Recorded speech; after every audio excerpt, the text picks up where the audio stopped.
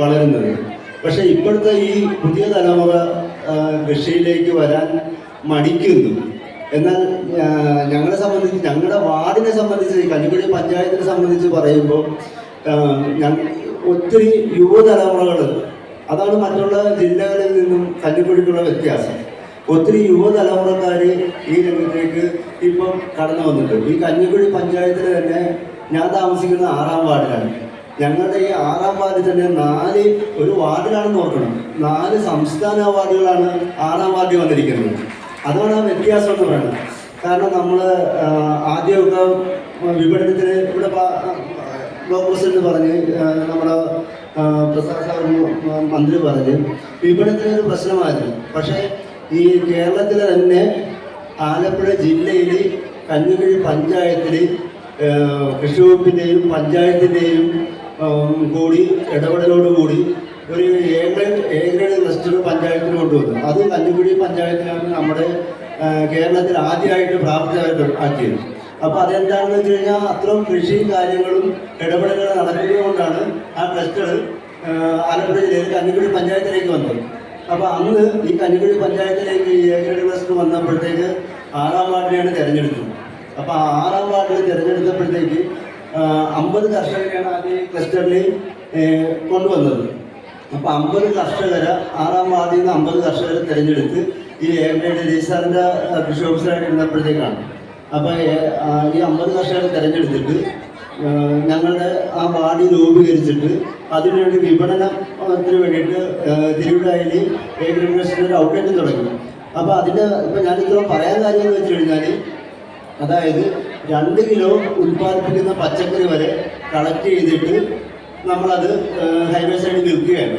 അപ്പോൾ കൃഷി വകുപ്പിൻ്റെയും പഞ്ചായത്തിൻ്റെയും ഇടപെടലോടുകൂടി ഈ 2 കിലോ എന്നുള്ളത് 6-ാം വാർഡിൽ ഒത്തിരി, അതായത് എന്ത് ഉൽപ്പാദിപ്പിച്ചാലും നമുക്കത് വിപണന സാധ്യതയുണ്ടെന്ന് മനസ്സിലാക്കിയോടുകൂടി ഒത്തിരി ആൾക്കാർ ഈ രംഗത്തേക്ക് വന്നു.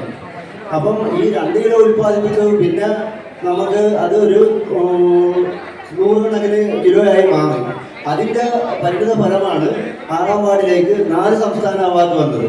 അപ്പോൾ അതാണ് ഞാൻ ഈ പറഞ്ഞത്, കൃഷി ഒരിക്കലും നഷ്ടമല്ല. പിന്നെ എൻ്റെ കാര്യം തന്നെ ഞാൻ പറഞ്ഞുതരാം. കാരണം ഞാൻ വിദ്യാഭ്യാസകാലം കഴിഞ്ഞിട്ട് അച്ഛൻ്റെ ആ പാത പിന്തുടർന്ന് കയർ മേഖലയായിരുന്നു. കയർ മേഖല കഴിഞ്ഞപ്പോൾ അത് കയർ മേഖലയിൽ മറ്റു പ്രശ്നങ്ങൾ വന്നപ്പോഴത്തേക്ക് പൂർണ്ണമായിട്ടും ഞാൻ കൃഷിയിലേക്ക് ഇറങ്ങി. അപ്പോൾ കൃഷിയിലേക്ക് ഇറങ്ങിയെന്ന് വെച്ചാൽ നമ്മൾ എല്ലാവരും പറയുന്ന പോലെ കൃഷിയിലേക്ക് ഇറങ്ങിയ ഉടനെ നമുക്ക് ലാഭം ഉണ്ടാകുകയല്ല. അപ്പോൾ അത് എങ്ങനെ ലാഭകരമാക്കാമെന്നാണ് നമ്മൾ നോക്കേണ്ടത്.